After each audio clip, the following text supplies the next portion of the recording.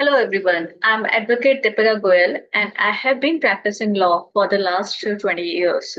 I have also served as an empaneled lawyer with All India Legal Aid Cell on child rights under Ministry of Women and Child Development. आज हम बात करने वाले हैं sexual harassment of women eight workplace prevention prohibition and redressal act 2013 के बारे में, जिसको कॉमनली पॉश एक्ट के नाम से भी जाना जाता है। इस सेशन का जो मेन पर्पस है वो है आपको लॉ सिंपल लैंग्वेज में समझाना और रियल लाइफ एग्जांपल्स और कोर्ट जजमेंट के थ्रू आपको ये समझाना कि ये लॉ कैसे वर्क करता है, ताकि आपको सिर्फ थ्योरी नहीं बल्कि इसका प्रैक्टिकल इम्प्लीकेशन भी समझ में आए। आज का सेशन 4 फेजेस में डिवाइडेड है। पहले हम समझेंगे कि पॉश ट्रेनिंग क्यों इसेंशियल है और इसका इम्पैक्ट वर्क प्लेस में क्या होता है। सेकेंड फेज में हम डिस्कस करेंगे लॉ को, जिसमें हम समझेंगे की डेफिनेशंस, जैसे what is sexual harassment, work place क्या होता है, एग्री वुमेन कौन होती है, right. And in third phase we will understand that complaint redressal process क्या है, कि अगर कोई कंप्लेंट फाइल होती है तो उसका रिड्रेस करने का क्या तरीका है और एम्प्लॉयर की क्या रिस्पॉन्सिबिलिटीज हैं। और फाइनली सबसे ज्यादा इम्पोर्टेंट, हम बात करेंगे मैलिशियस कंप्लेंट और लीगल सेफगार्ड्स के बारे में, क्योंकि जेन्युइन विक्टिम को प्रोटेक्ट करना जरूरी है, लेकिन मिसयूज अवॉइड करना भी इक्वली इम्पोर्टेंट है, जो कि हम आगे समझेंगे। सबसे पहले क्वेश्चन आता है कि ये ट्रेनिंग क्यों इम्पोर्टेंट है। ये ट्रेनिंग क्या सिर्फ फीमेल एम्प्लॉयज के लिए है? ऐसा नहीं है, बल्कि ये ट्रेनिंग दोनों मेन एम्प्लॉय और फीमेल एम्प्लॉयज के लिए इम्पोर्टेंट है। क्योंकि मेल एम्प्लॉयज के लिए ये इसलिए जानना इम्पोर्टेंट है क्योंकि कभी एक फ्रेंडली जोक, एक कैजुअल कॉम्प्लीमेंट या एक जेस्चर जो आपको हार्मलेस लगता है, पर किसी और के लिए अनकंफर्टेबल हो सकता है। हैरेसमेंट के केस में परसेप्शन उतना ही इम्पोर्टेंट है जितना इंटेंशन। हो सकता है कि आपका इंटेंशन ऐसा ना हो, पर सामने वाला उसको ऐसे ले ले और आपको अनकंफर्टेबल सिचुएशंस में डाल दें। और अवेयरनेस से ही आप प्रोफेशनल बाउंड्रीज समझते हैं। आप ये जानते हैं कि क्या सेक्सुअल हैरेसमेंट है और क्या नहीं। आप एक वर्क प्लेस पे हैं तो आपका जो यू नो एक बिहेवियर होगा वो भी आपका अकॉर्डिंगली प्रोफेशनल ही होना चाहिए। अगर आप उसको कैजुअली बनाएंगे तो सामने वाला उसका मिसयूज ऑब्वियसली कर सकता है, लेकिन अगर आपको मालूम है कि क्या सेक्सुअल हैरेसमेंट है और क्या नहीं है तो आप अपना प्रोटेक्शन कर सकते हैं। Knowledge of law is very important to safeguard you no.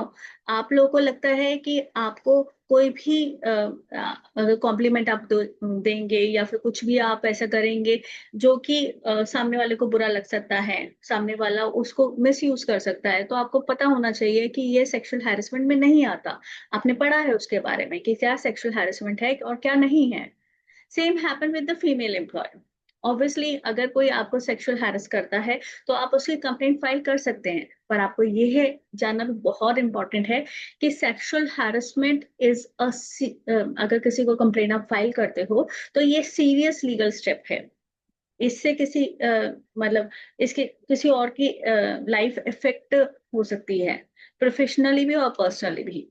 तो अगर आप उसका मिसयूज करते हैं, मीन्स जो सेक्सुअल हैरेसमेंट नहीं है या फिर सिंपल नॉर्मल बिहेवियर्स भी हैं, उसको आप सेक्सुअल हैरेसमेंट कहते हैं, तो वो कैसे यू नो आपको कॉन्सिक्वेंस फेस करने पड़ सकते हैं। ये ट्रेनिंग अभी हम आगे समझेंगे कि क्या क्या सेफ गार्ड्स हैं, कैसे कंप्लेंट रिड्रेस होती है, which will we understand in all the expect. तो ये ट्रेनिंग जेन्युइन विक्टिम के लिए तो है ही है कि वो कैसे कंप्लेंट फाइल कर सकता है, लेकिन उसके साथ साथ ये ट्रेनिंग उनके लिए भी है जो कि इन रियल सेंस हैरेसर नहीं है पर उनके ऊपर कंप्लेंट आ जाती है। तो इसलिए पॉश का असली मकसद जो है वो क्लैरिटी, अवेयरनेस और रिस्पेक्ट का है, ना कि फेयर का। नेक्स्ट हम आते हैं कि इस लॉ का क्या ऑब्जेक्टिव है। किसी भी लॉ को जानने के लिए उसका ऑब्जेक्टिव जानना बहुत इंपॉर्टेंट होता है। पॉश एक्ट का कोर पर्पस पनिशमेंट देना नहीं है, इसके नाम से ही सजेस्ट होता है कि इसके नाम में ही sexual harassment of women at work place prevention prohibition and redressal act mention है, विच मीन्स दैट इसमें ये तीनों एलिमेंट डाले गए हैं। प्रिवेंशन का मतलब है कि ऑर्गेनाइजेशन रेगुलर ट्रेनिंग्स और अवेयरनेस सेशन जैसे अभी हो रहा है, उससे बताएंगे कि आपकी बाउंड्रीज क्या हैं, आप उसको कैसे मेंटेन कर सकते हो, क्योंकि आप यहाँ पर काम करने के लिए आए हो, डरने के लिए नहीं ऑब्वियसली। सेकेंड है प्रोहिबिशन। प्रोहिबिशन का मतलब है कि लॉ ये क्लियरली डिक्लेयर करता है कि अगर वर्क प्लेस पे हैरेसमेंट होता है, स्पेशली सेक्सुअल हैरेसमेंट होता है, तो वो बिल्कुल इलीगल होता है और उसके लीगल कॉन्सिक्वेंस हो सकते हैं। और रिड्रेसल का मतलब है कि हर ऑर्गेनाइजेशन में एक इंटरनल कमेटी होती है, जो कि अगर सेक्सुअल हैरेसमेंट का कोई केस आता है तो उसको फेयर और कॉन्फिडेंशियलिटी के साथ टाइम बाउंड में उसको इंक्वायरी करके उसको सॉल्व करती है। इस एक्ट का मेन गोल है कि प्रिवेंशन से ज्यादा फोकस हो कि हैरेसमेंट के केसेस मिनिमम हो और सभी के लिए एक सेफ वर्क प्लेस बनाया जा सके। नेक्स्ट आता है कि obviously we will understand that what is the law. इसमें हम तीन डेफिनेशन समझेंगे, सेक्सुअल हैरेसमेंट क्या होता है, वर्क प्लेस क्या होती है, और सेकंड इज एग्री वुमेन कौन है। सबसे पहले जो सबसे इम्पोर्टेंट टॉपिक है आज की ट्रेनिंग का कि सेक्सुअल हैरेसमेंट होता क्या है। पॉश एक्ट क्लियरली डिफाइन करता है कि हैरेसमेंट का मतलब है कोई भी अनवेलकम एक्ट और बिहेवियर, चाहे वो फिजिकल हो, वर्बल हो या नॉन वर्बल हो। यानी हैरेसमेंट सिर्फ एक चीज तक लिमिटेड नहीं है, बल्कि उसके मल्टीपल फॉर्म्स हो सकते हैं, जैसे कि unwanted physical contact and advances करना, मीन्स अनवांटेड टच करना, बल्कि सेक्सुअली कलर्ड रिमार्क करना, कुछ भी ये सभी जानते हैं, लाइक अगर सेक्सुअली कलर्ड रिमार्क किस तरह से होते हैं और क्या बोले जा सकते हैं। प्रोनोग्राफी सिखाना, मतलब जानबूझकर, या फिर आप देख रहे हो ऑफिस में और आपको पता है कि फीमेल कोलीग है साथ में, या फिर इनएप्रोप्रिएट जेस्चर्स करना, ये सब हैरेसमेंट के एम्बेट में आते हैं। अब एक इम्पॉर्टेंट जजमेंट जो कोर्ट ने डिसाइड किया है, apparel export promotion council versus A Chopra के केस में, सुप्रीम कोर्ट ने ये लैंडमार्क क्लैरिफिकेशन दी है कि सेक्सुअल हैरेसमेंट सिर्फ फिजिकल कांटेक्ट तक लिमिटेड नहीं है। अगर किसी एम्प्लॉय का कंडक्ट सेक्सुअल नेचर का है और वो कंडक्ट किसी फीमेल एम्प्लॉय को अनकंफर्टेबल और ह्यूमिलेटेड या अनसेफ फील कराता है, तो भी हैरेसमेंट के स्कोप में वो आएगा, चाहे फिजिकल टच हो या ना हो। यहाँ पर एक कीवर्ड बहुत इंपॉर्टेंट है जिसको हाईलाइट भी किया है, दैट इज अनवेलकम। यानी कोई भी एक्ट जो रेसिपिएंट की कंसेंट के बिना हो और उसको मेंटल डिस्ट्रेस, ह्यूमिलेशन या हॉस्टाइल वर्क एनवायरनमेंट उससे क्रिएट होता है, वो लीगली सेक्सुअल हैरेसमेंट माना जाएगा। इसलिए हर ऑर्गेनाइजेशन का ये ड्यूटी है कि वो अपने एम्प्लॉयज को ये समझाए कि इंटेंशन नहीं, बल्कि उसका कैसे इम्पैक्ट पड़ता है आपकी फीमेल एम्प्लॉयज पे या फिर एम्प्लॉयज पे, उसको समझाए और उसको ये स्ट्रिक्ट पॉलिसीज बनाए कि वो नहीं होना चाहिए। तो अगर रेसिपेंट को अनकंफर्टेबल फील होता है, तो वो एक्ट हैरेसमेंट की कैटेगरी में आएगा, चाहे एक्यूज ने नॉर्मल जोक या कैजुअल बिहेवियर, हम तो ऐसे ही कह रहे थे, मीन्स इस तरह का कहा हो, लेकिन कोर्ट का फोकस विक्टिम के परसेप्शन पे होता है कि उसने उसको कैसे लिया है, ना कि एक्यूज के इंटेंशन पे। ये चीज ध्यान रखना है। सेकेंड जो कैटेगरीज है यहाँ पर, पॉश एक्ट में कुछ स्पेसिफिक सिचुएशंस क्लियरली मेंशन की गई है जहाँ पर सेक्सुअल हैरेसमेंट माना जाएगा, चाहे कोई फिजिकल टच हुआ हो या ना हुआ हो।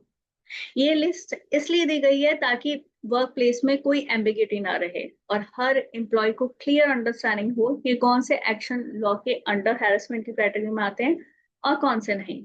सबसे पहला सिचुएशन है प्रॉमिस ऑफ प्रेफरेंशियल ट्रीटमेंट। जब सुपीरियर जो एम्प्लॉय है वो प्रमोशन या अप्रेजल के बदले सेक्सुअल फेवर्स की डिमांड करे। इसमें भी कोर्ट ने पुनीता सोधी वर्सेस यूनियन ऑफ इंडिया में ये क्लियरली कहा है कि अगर इम्प्लाइड प्रोमिसेस होते हैं फॉर सेक्सुअल फेवर्स, वो भी हैरेसमेंट के स्कोप में आते हैं। सेकेंड सिचुएशन है threat of detrimental treatment. Means अगर आप रिफ्यूज करते हो सेक्सुअल फेवर के लिए, तो बदले से किसी प्रोजेक्ट से हटाने की धमकी या वर्कलोड बढ़ाने की धमकी, ये सब भी सेक्सुअल हैरेसमेंट आते हैं। अगेन दिल्ली हाई कोर्ट ने कहा है Shanti Kumar versus CSIR case में कि ऐसा थ्रेट सेक्सुअल कंडक्ट से कनेक्टेड है, तो ये क्लियरली हैरेसमेंट है। तीसरा सिचुएशन है थ्रेट अबाउट एम्प्लॉयमेंट स्टेटस। जब किसी को जॉब लूज करने या डिमोशन या कॉन्ट्रैक्ट टर्मिनेट करने की धमकी दी जाए सेक्सुअल फेवर के बदले ऑब्वियसली, तो उसको पॉश का वायलेशन नहीं बल्कि फंडामेंटल ब्रीच माना गया है सुप्रीम कोर्ट ने in Vishaka versus state of Rajasthan के केस में। ये बहुत इंपॉर्टेंट है कि हम इसको ध्यान रखें कि सिर्फ डायरेक्टली नहीं बल्कि इनडायरेक्ट भी सेक्सुअल हैरेसमेंट माना जाता है। फोर्थ सिचुएशंस हैं जो कोर्ट ने कहा है और जो लॉ में स्पेसिफाइड है, that is humiliating treatment which is affecting health and safety of women. इसमें हॉस्टाइल वर्क एनवायरनमेंट क्रिएट करना शामिल है, जैसे कि आप कॉन्स्टेंटली टोंट मार रहे हो या डेरोगेटरी रिमार्क कर रहे हो आपके जो किसी एम्प्लॉय की मेंटल या फिजिकल हेल्थ को डैमेज करते हैं। इसमें फिजिकल कांटेक्ट होना बिल्कुल इंपॉर्टेंट नहीं है, बट अगर आप ह्यूमिलेटिंग हॉस्टाइल एनवायरनमेंट क्रिएट कर रहे हो ओनली बिकॉज आपके जो सेक्सुअल फेवर्स के जो रिक्वेस्ट हैं या फिर जो डिमांड्स हैं वो पूरी नहीं की गई हैं, तो वो भी सेक्सुअल हैरेसमेंट माना जाएगा। इसलिए बहुत इंपॉर्टेंट है कि ये जो चेकलिस्ट दी गई है इन चारों में, इसमें फॉल होना चाहिए। अगर किसी का बिहेवियर इन किसी भी कैटेगरीज में आता है तो ये इनडायरेक्ट सेक्सुअल हैरेसमेंट है which are mentioned in POSH law, और उसको सेक्सुअल हैरेसमेंट माना जाएगा। So now let's talk about what does not mean sexual harassment. अभी हमने देख लिया कि सेक्सुअल हैरेसमेंट क्या क्या होता है, पर ऐसे कौन कौन सी चीजें हैं जो कि सेक्सुअल हैरेसमेंट नहीं माना जाएगा। हमें ये बहुत जरूरी है समझना कि हर अनप्लेजेंट या स्ट्रिक्ट इंसिडेंट हैरेसमेंट नहीं होता। वर्क प्लेस एक प्रोफेशनल स्पेस है जहां टारगेट्स, डेडलाइन और अकाउंटेबिलिटी होती है। अगर एक मैनेजर अपनी टीम को स्ट्रिक्ट डेडलाइन देता है या फिर कंस्ट्रक्टिव फीडबैक देता है, तो वो हैरेसमेंट नहीं माना जाएगा, सेक्सुअली हैरेसमेंट नहीं माना जाएगा। ये प्रोफेशनल रोल का हिस्सा है। इसी तरह अगर एक क्राउडेड लिफ्ट में या फिर ऑफिस कॉरिडोर में या फिर ऑफिस में कोई एक्सीडेंटल टच हो जाता है, तो उसमें कोई भी अगर सेक्सुअल इंटेंट नहीं है तो वो भी हैरेसमेंट नहीं माना जाएगा। सिमिलरली अगर कोई सीनियर अपने जूनियर को परफॉर्मेंस के लिए सिंपल कॉम्प्लीमेंट देता है, जैसे कि गुड जॉब या अच्छा किया या ओहो वेरी गुड, या फिर आपको कोई प्रेजेंटेशन के लिए कोई स्पेसिफिकली ड्रेसअप होने के लिए कहा जाता है प्रोफेशनली, तो वो भी सेक्सुअल हैरेसमेंट के एम्बिट में नहीं आता। कोर्ट ने ये बार बार क्लैरिफाई किया है कि हैरेसमेंट को स्टैब्लिश करने के लिए सेक्सुअल इंटेंट और कॉन्टेस्ट होना बहुत जरूरी है। Medha Kotwal versus union of India में सुप्रीम कोर्ट ने ये इन्फेसिस किया है कि सेक्सुअल हैरेसमेंट का असेसमेंट हर केस के फैक्ट्स और सर्कमस्टांसेस पे डिपेंड करता है। ये एक जनरल स्ट्रिक्टनेस या डिसिप्लिन को हैरेसमेंट नहीं माना जाता। आजकल कई सारी ऐसी फीमेल एम्प्लॉयज के केसेस आ रहे हैं जिसमें सिंपल डिसिप्लिनरी एक्शन लिया जाता है तो वो सेक्सुअल हैरेसमेंट में डालती हैं। कोर्ट कहती है कि इसके ऊपर बहुत स्ट्रिक्ट एक्शंस लिया जाता है। सेम रूपन देओल बजाज वर्सेस केपीएस गिल में कोर्ट ने क्लैरिफाई किया है कि एक जेस्चर या बॉडी लैंग्वेज भी हैरेसमेंट हो सकती है, यस, अगर उसका सेक्सुअल कॉनोटेशन हो। लेकिन अगर जेस्चर या कमेंट स्ट्रिक्टली प्रोफेशनल या नॉन सेक्सुअल है तो उन्हें हैरेसमेंट नहीं माना जाएगा। यहाँ पर सबसे जो गोल्डन प्रिंसिपल सबको याद रखना चाहिए कि it is not every discomfort but only sexual and unwelcome discomfort that qualifies as a harassment under POSHA, right?